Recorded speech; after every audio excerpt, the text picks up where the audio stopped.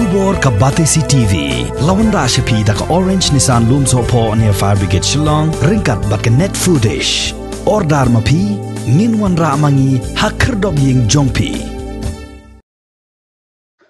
Dr. Mukul Sangma ubalong unong yalam jong kaliang persya ka ying dorbar thawan ke jilla ula kamba udanlut ya ki sakhi ki sabut ki ba punshisha halor ka jingkha yibi an yu doyong hakane ka jilla Meghalaya.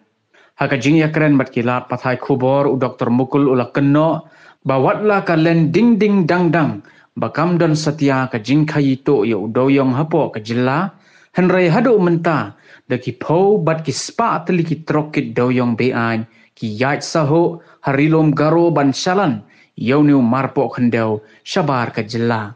Pandemic related challenges are actually confronting us in a much more bigger scale.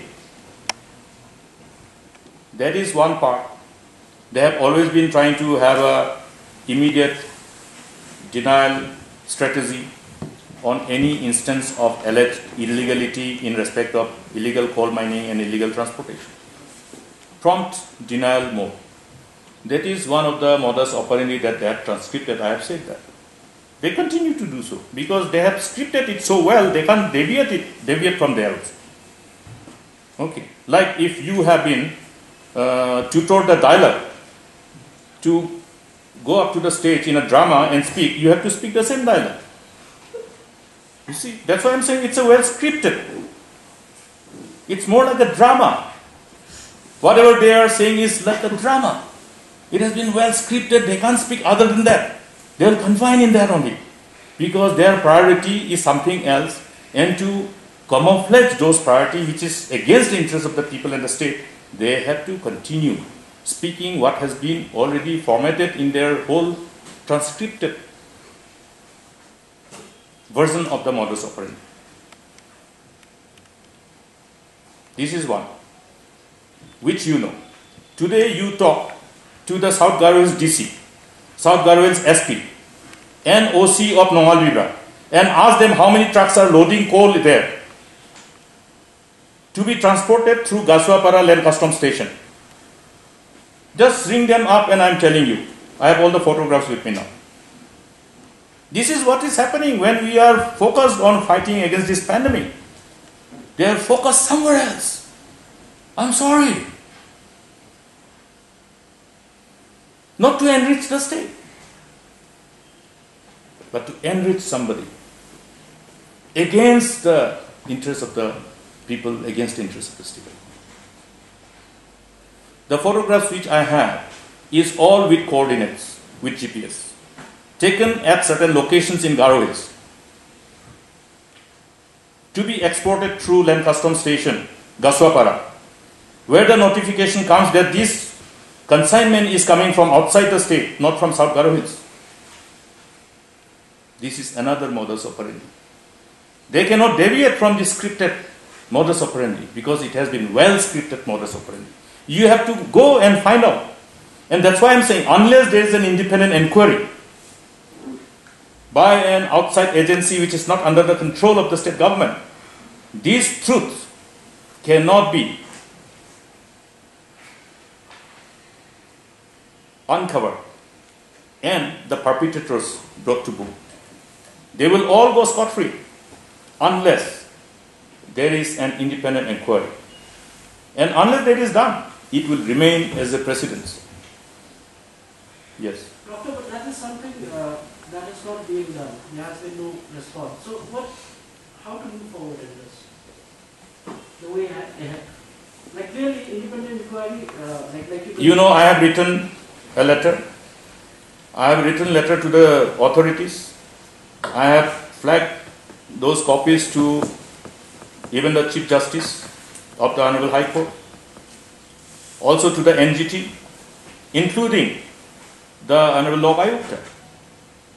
Now, I have got some inputs after the issue was taken up by the Lok Ayukta.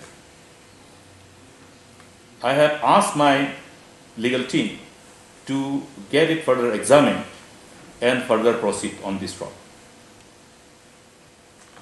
And I'm telling you, that the circumstantial evidences are so much that it will not be difficult to prove beyond reasonable doubt the complete, uncontrolled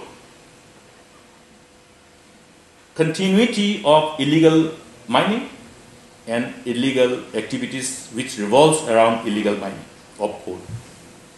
When there is an illegal mining, there are many other illegal activities which are resorted to. Like I am saying, that somebody has to find out how to take out the coal from the area of mine. Where do they take it out? Is there buyer in Meghalaya? Except few industries, except the cement industries and few other factories which consume coal for their captive requirement. It goes outside the state, across the international border or across the international state. So therefore, the dimension of illegalities involved in this illegal mining goes beyond the boundaries of the state. That is the reason why it is, by common sense, beyond the purview of the state agencies to engage in any kind of investigation and find the truth. Simple. They have to find out, okay, if these are the coal, where has it gone? Who are the consumers? Who are the middlemen? Who are the facilitators? Who are enriching themselves at the cost of the state exchequer? You look at Giant Hills. Giant Hills Autonomous District Council finding it difficult to fulfill their obligation because of the constraint of revenues and resources. Look at District Council Garo Hills. Where is the revenue going to come from? The resources going to come from for the ADCs? You heard Chief Minister saying, oh no, the district councils are autonomous, so it's not our responsibility. You read chapter 13 of the 6th schedule, para 13 of the 6th schedule of the Constitution. The honors of responsibility of autonomous district councils are not vested only with the district council. It is vested with the state government also. It is vested with the union government also. Yes, you cannot just shrug off and say, no, it's not my job. Let them read the relevant para. I have specified the para also. And there are many other preceding paras which will again corroborate, and you have to interpret by integrating the interpretation of those respective paras, not any para in isolation. So that's why I'm saying, if their priorities are the people and the state, their version of any message that is being passed on through the distinguished members of the fourth estate will be different. But they want to hide. They want to completely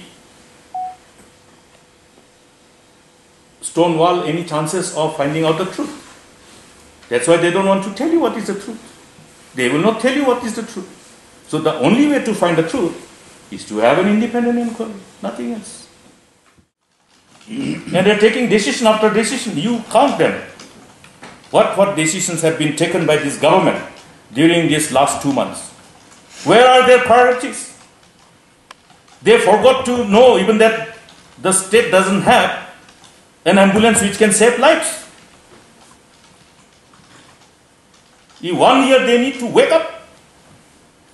But they have so much of time to sit under the four walls of the Secretariat to decide on few things so expeditiously, so fast. Those decisions which everyone is saying that these are going against the interests of the state. Hold on. Stop. Review.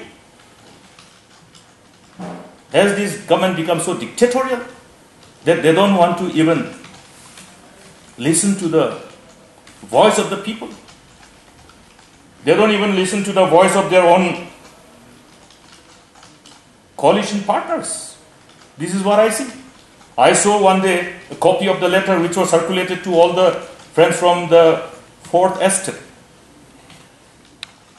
from the UDP, signed by all the leaders of the UDP, including the president of the UDP, urging the government of the state, particularly the chief minister, to review their decision on various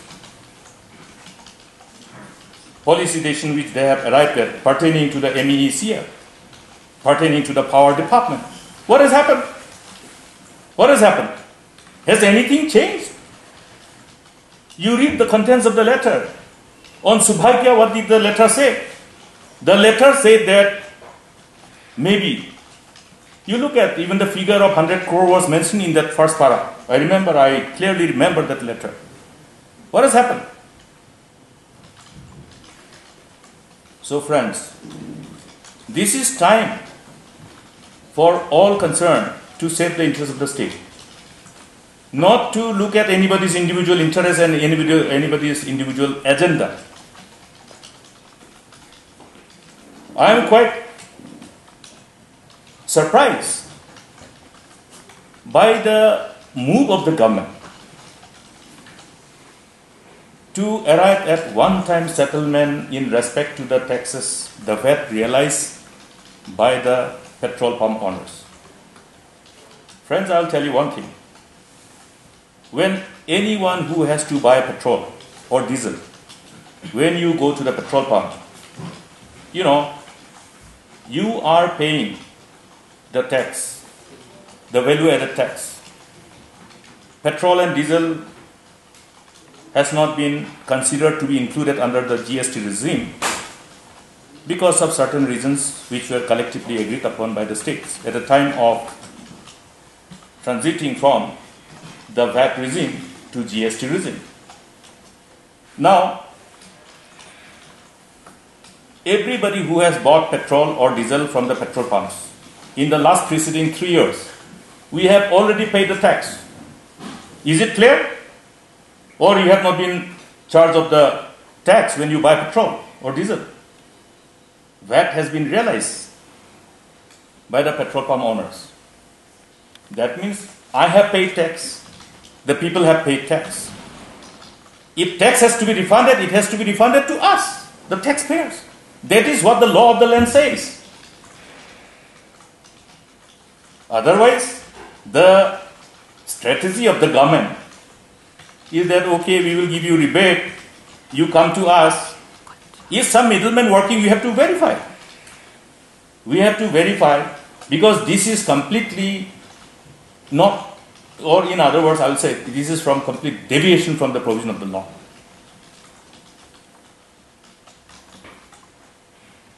I will further speak on this subsequently, specific to this. But what I am trying to say is that it is abundantly clear for everyone. One doesn't have to even know the nuances of interpretation of value-added tax, the act which we passed in 2003. To understand that each one of us, whoever has purchased petrol or diesel, have already paid the value-added tax to the respective petrol pumps who have collected them and have not deposited. So if this tax has been collected from us, it has been realized for the purpose of enriching the exchequer of the government, not to enrich the pockets of the businessmen, irrespective of who are the petrol pump owners, with no offense intended to any petrol pump owners, any businessmen. Because this may not be something which must have come as a proposal even from the petrol pump owners. It might have come from somebody who must be acting like a dalal. We have to find out. Is it inconsistent of the law itself? Let them come and tell me, then I will speak again. Which provision of the law provides that? That tax realized from you can be not accrued, not allowed to be accrued to government exchequer. I have paid tax. You have paid tax. All who have purchased petrol, diesels have paid tax. I have said which tax? The tax which we have paid. The tax which has been already collected from us. Tax has been already collected. It is not pertaining to someone who is paying tax on his own behalf. Here you are talking about a tax, the VAT which has been collected at the time of selling petrol or diesel to the buyers, to the consumers. Okay. So there are many more things, that's why I am saying what they are saying is completely in deviation of the mandate of law, against the interests of the state. Mandate of law is there to protect the interests of the state. When it deviates from the mandate of law at the cost of the interests of the state, whose money it is? It is the money which belongs to the state's exchequer, which should accrue to the state's exchequer. That means whatever money is in state's exchequer is public money. Public money we are talking about, whatever tax has been already realized from us, ultimately has become public money. It's a continuous process also. So hopefully some have been paying. But from what I see, from the various media reports which has come out to the public domain, is that there are quite substantial number of petrol pumps. And we will have to know exact figure, how many. There are two things. One is how many petrol pumps, and what is the quantum of tax that has been realized which has not been deposited and has not been therefore considered as having been paid by the petrol pump owners after collecting the tax. The government has called this one-time settlement scheme as a win-win, where both the parties are able to realize the money. So they are saying, realize the money from whom? They have already realized from you and me. Tax has been already realized. It's a question of cracking the whip for not depositing it into the government exchequer. Tax has been already realized. You have collected my tax. If you are a petrol pump owner, it's your responsibility to deposit that tax. It's simple, because the tax has been already realized. If I pay you as some particular amount for some particular purpose, if you have not deposited, then you have to be prosecuted as per law.